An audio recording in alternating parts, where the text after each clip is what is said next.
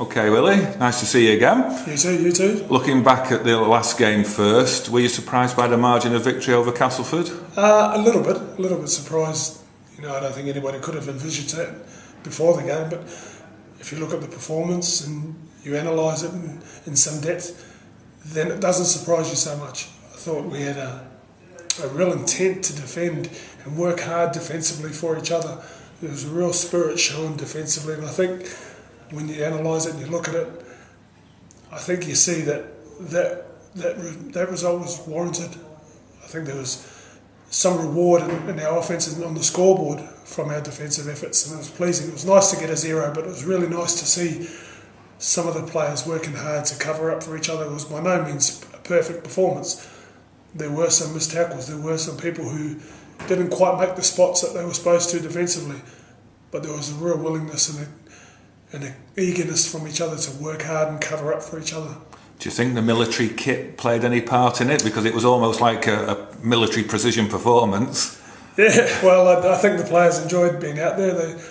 I think the players like playing in a different kit. There's a bit of a novelty factor there for them, and it was a great night, and it was a great reason to wear it. And I think the soldiers that came down here the day before, and we played touch, and we had a bit of time with them the day before.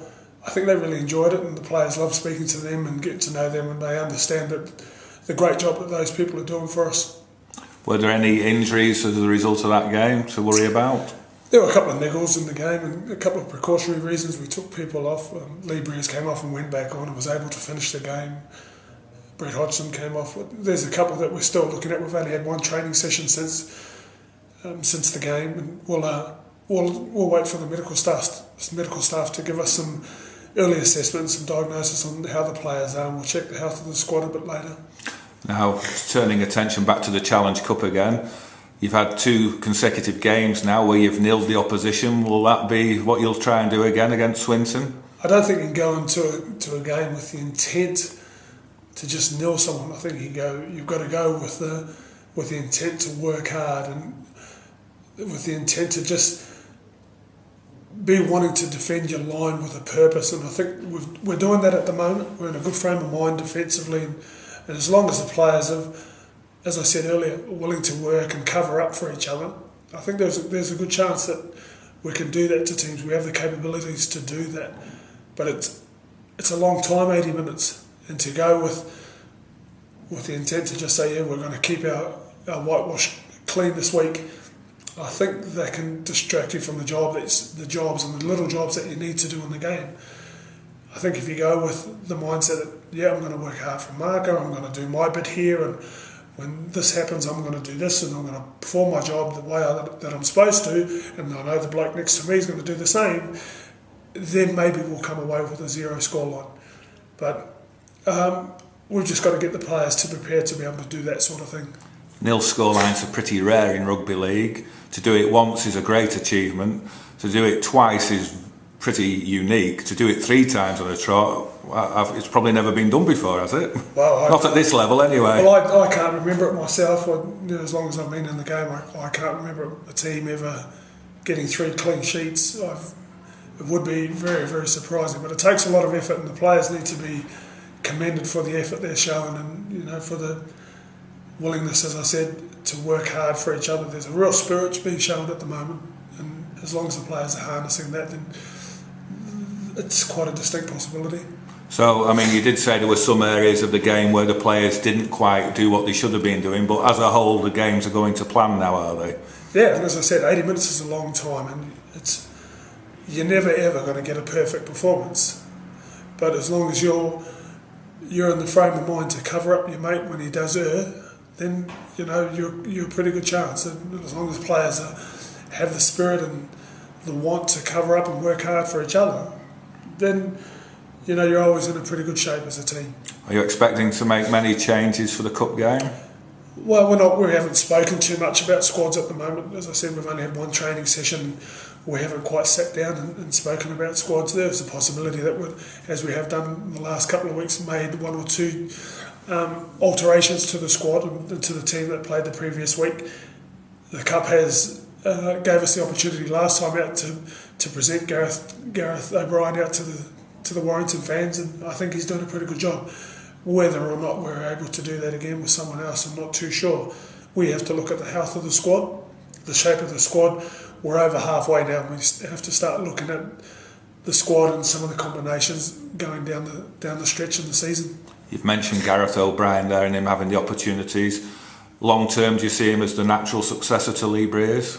Well, he's only played 2 games. He's only played 2 games at the moment, but yeah, I think a lot of fans will be pretty excited about Gareth O'Brien if he is the long-term successor, and some of the promise that he presents. He's doing a pretty good job at the moment. He's a very hard worker. He's slowly learning his trade, and he's picking away from the people around him, the seasoned professionals that he works with every day, and he's doing a pretty good job both offensively and defensively. He's not afraid to take the defensive line on, as he showed on the weekend when he scored his try, and he's doing a pretty good job when the big truckers from the opposition are running at him. He doesn't shy away defensively, and if he does everything well and he shows some of the potential that he's got and he starts to bring that out, he could have a very good future.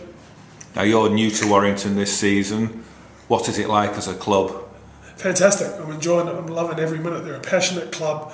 They're a hard-working club, and they're a club with passionate fans who travel in their numbers and really get behind their team.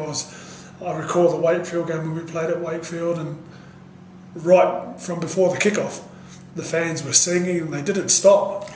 They were barracking the team, and they really got behind the side right to the end of the game. And it was fantastic to see. They must have a massive, massive songbook as big as the Bible. Would you say Warrington's the best club you've worked at? It's up there. It's one of the clubs that are up there, and I've had my fair share of clubs in my career as a player and as a coach, but I'm really, really enjoying my time here. I'm enjoying working with the group, and I'm enjoying working with the staff that we've got, and I really love my job at the moment. I'm really blessed. As a squad of players, is this the best squad of players you've worked with? Again, it's up there. I was very, very lucky to work with some very, very good squads at my last club, and I'm really starting to get to know some of the players and some of their intimate intricacies and what makes them tick and what makes them work. And again, yeah, they're wonderful athletes. I knew they were wonderful athletes, but they're fantastic people as well. And what's the future for Willie? How much longer do you envisage being part of the setup here at Warrington? I'm not too sure. I'm on a 12-month contract at the moment, and I'm just over halfway through it. And I'd love to be here. I'd love to stay here, but I came here after leaving a club that I'd been at for 9 years, and I was just really happy to come to such a settled club and an ambitious club, and everything that I thought about this club and how it would work has come true, and it's everything and more than I thought it would be, and I've really enjoyed it.